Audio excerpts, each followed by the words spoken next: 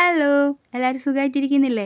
അപ്പോൾ നമുക്കിന്ന് ഒരു അടിപൊളി സ്പൈസി ആയിട്ടുള്ള പൊട്ടറ്റോ റൈസ് എങ്ങനെ ഉണ്ടാക്കുന്നതെന്ന് നോക്കിയാലോ?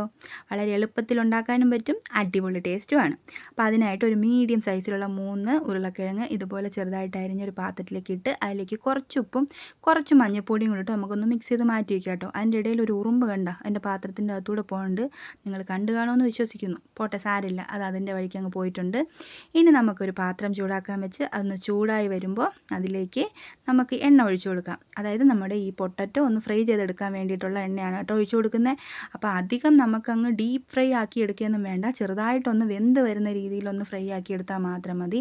അതിനാവശ്യത്തിനുള്ള എണ്ണ മാത്രം ഒഴിച്ചു കൊടുത്താൽ മതി കേട്ടോ. നമുക്ക് ഇതുപോലെ ഒന്ന് ഇളക്കി അതൊന്ന് ഫ്രൈ ആക്കി എടുക്കാം. ഒരുപാട് മുരിഞ്ഞ് വരത്തക്ക രീതിയിലല്ല കേട്ടോ ഫ്രൈ ആക്കുന്നത്, നമുക്കൊന്ന് വെന്ത് കിട്ടിയാൽ മതി. അപ്പോൾ എണ്ണയിലിട്ട് ഇങ്ങനെ ഫ്രൈ ആക്കി ഈ ഒരു രീതിയിൽ എടുക്കുമ്പോൾ നമുക്കൊരു പ്രത്യേക ടേസ്റ്റ് ആ ചോറിന് വരും, അതിന് വേണ്ടിയിട്ടാണ് കേട്ടോ. അപ്പോൾ ഇതൊന്നും ഫ്രൈ ആയി വരുന്നുണ്ട്, ഒരു പരുവത്തിനായാൽ മതി, ഒരു അധികമായി വരണ്ട കേട്ടോ. അപ്പോൾ ഈ ഒരു പരുവൊക്കെ ആകുമ്പോൾ നമുക്ക് തീ ഓഫ് ചെയ്ത് ഇത് മാറ്റി നമുക്ക് കോരി മാറ്റി വയ്ക്കാം.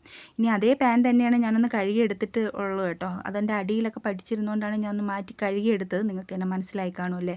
അപ്പോൾ ആ പാത്രത്തിൽ തന്നെ ഞാൻ ചൂടായി വന്നപ്പോൾ അതിലേക്ക് ഒരു 2 ടേബിൾ സ്പൂണോളം വെളിച്ചെണ്ണ ഒഴിച്ചു കൊടുക്കുന്നുണ്ട്. അതൊന്ന് ചൂടായി വന്നപ്പോൾ ഒരു ചെറിയ കഷ്ണം ഇഞ്ചി, 3-4 അല്ലി വെളുത്തുള്ളിയും കൂടി ചതച്ചതും ഒരു പച്ചമുളക് അരിഞ്ഞതും കൂടി ചേർത്ത് കൊടുത്ത് ചെറുതായിട്ട് നമുക്കൊന്ന് മൂപ്പിച്ചെടുക്കാം കേട്ടോ. അധികം മൂത്ത് വേണ്ട, ചെറുതായിട്ടൊന്ന് മൂത്ത് വന്നാൽ മതി. പിന്നെ ഈ സമയത്ത് നമുക്ക് ചെറുതായിട്ട് കൊത്തി അരിഞ്ഞ് വെച്ചേക്കുന്ന ഒരു മീഡിയം സൈസിലുള്ള സവാള അതിലേക്ക് ഇട്ട് കൊടുക്കാം. അതിൻ്റെ കൂടെ തന്നെ ഒരു 2 തണ്ട് കറിവേപ്പില കൂടി ഇട്ട് കൊടുക്കുന്നുണ്ട്.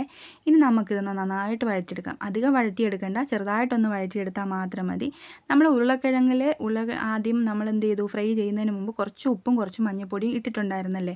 അപ്പോൾ നമ്മൾ ഈ സവാളയിൽ ഉപ്പ് ചേർക്കുന്ന സമയത്ത് അത് ഓർത്തിട്ട് വേണം ഉപ്പ് ചേർക്കാൻ. കാരണം നമ്മൾ അതിലും തോനെ ഉപ്പിട്ടു ഇതിലും തോനെ ഉപ്പിട്ട് പോയി അവസാനം കട്ട ഉപ്പായി പോകും കേട്ടോ. അങ്ങനെ വരാതിരിക്കാൻ വേണ്ടിയിട്ട് പ്രത്യേകം ശ്രദ്ധിച്ചോണം. എപ്പോഴും നമ്മൾ പാചകം ചെയ്യുമ്പോൾ എപ്പോഴും നമ്മളെ മൈൻഡ് ക്ലിയർ ആയിരിക്കണം അല്ലേ, അല്ലെങ്കിൽ കുളമായിപ്പോവും. അപ്പോൾ സവാള ഈ ഒരു പരുവത്തിന് വരുന്ന സമയത്ത് നമുക്ക് എന്ത് ചെയ്യാം, ഇതിലേക്ക് മസാലകൾ ചേർത്ത് കൊടുക്കാം. അപ്പോൾ ഇതിലേക്ക് ഞാനിപ്പോൾ ഇനി 1/4 ടീസ്പൂണോളം മഞ്ഞൾപ്പൊടി ചേർത്ത് കൊടുക്കുന്നുണ്ട്. അതിൻ്റെ കൂടെ തന്നെ നമുക്ക് എരിവിന് ആവശ്യത്തിനുള്ള മുളക് പൊടി ചേർത്ത് കൊടുക്കാം. ഞാനിവിടെ 2 ടീസ്പൂണോളം മുളക് പൊടി ചേർത്ത് കൊടുക്കുന്നുണ്ട്. നമ്മൾ സ്പൈസി പൊട്ടറ്റോ റൈസ് ആണല്ലോ ഉണ്ടാക്കുന്നത്, അപ്പോൾ നിങ്ങൾക്ക് എരിവ് വേണ്ടാന്നുണ്ടെങ്കിൽ കുറയ്ക്കാം കേട്ടോ. പിന്നെ അതിൻ്റെ കൂടെ തന്നെ 1 ടീസ്പൂൺ മല്ലിപ്പൊടി ചേർത്ത് കൊടുക്കുന്നുണ്ട്, 1/2 ടീസ്പൂൺ കുരുമുളക് പൊടി ചേർത്ത് കൊടുക്കുന്നുണ്ട്, 1/4 ടീസ്പൂൺ ഗരം മസാലയും 1/4 ടീസ്പൂൺ നമ്മളെ വലിയ ജീരകം പെരുംജീരകത്തിൻ്റെ പൊടിയും കൂടി ഇട്ട് കൊടുക്കുന്നുണ്ട് കേട്ടോ. എനിക്കിത് രണ്ടും കൂടെ മാറിപ്പോവും. പെരുംജീരകം വലിയ ജീരകം എന്ന് പറയാൻ വേണ്ടിയിട്ട് ചിലപ്പോൾ വരത്തില്ല, അതാണ് എൻ്റെ ഏറ്റവും വലിയ പ്രശ്നം. അപ്പോൾ എന്തായാലും നിങ്ങൾക്ക് കാര്യം മനസ്സിലായി കാണുമല്ലോ.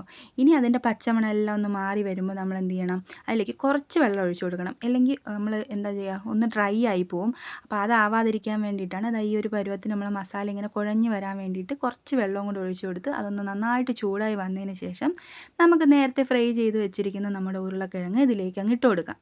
ഇനി ഉരുളക്കിഴങ്ങിൽ മസാല എല്ലാം പിടിക്കത്തക്ക വേണം നന്നായിട്ടൊന്ന് മിക്സ് ചെയ്ത് കൊടുക്കാം കേട്ടോ. ഈ ഒരു ചോറ് നമുക്ക് എളുപ്പത്തിൽ ഉണ്ടാക്കാനും പറ്റും, സ്കൂളിൽ കുട്ടികൾക്കൊക്കെ കൊടുത്തു വിടാനൊക്കെ പറ്റിയ ഒന്നാണ് കേട്ടോ. ഇതുപോലെ നമുക്ക് ലഞ്ച് ബോക്സിലൊക്കെ കൊടുത്തു വിടാൻ പറ്റും. കുട്ടികൾക്ക് മാത്രമല്ല വലിയവർക്കും നമുക്ക് ലഞ്ച് ബോക്സിലൊക്കെ കൊണ്ടുപോകാൻ പറ്റുന്ന ഒരു ഐറ്റമാണ്. പിന്നെ നമ്മൾ ഉരുളക്കിഴങ്ങിൽ മസാല എല്ലാം പിടിച്ചു കഴിഞ്ഞപ്പോൾ നമ്മളിതിലേക്ക് ചോറ് ചേർത്ത് കൊടുക്കുന്നുണ്ട് കേട്ടോ.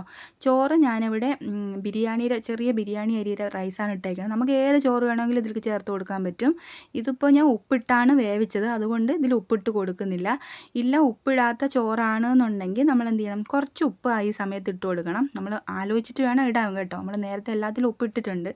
ഇനി അതിന് ശേഷം നന്നായിട്ട് മിക്സ് ചെയ്ത് കൊടുത്തതിന് ശേഷം കുറച്ച് മല്ലിയിലയും കൂടി ഇട്ട് കൊടുത്ത് ഒന്ന് ഇളക്കി കഴിഞ്ഞാൽ നമ്മുടെ പൊട്ടറ്റോ റൈസ് ഇവിടെ റെഡി ആയിട്ടുണ്ട്.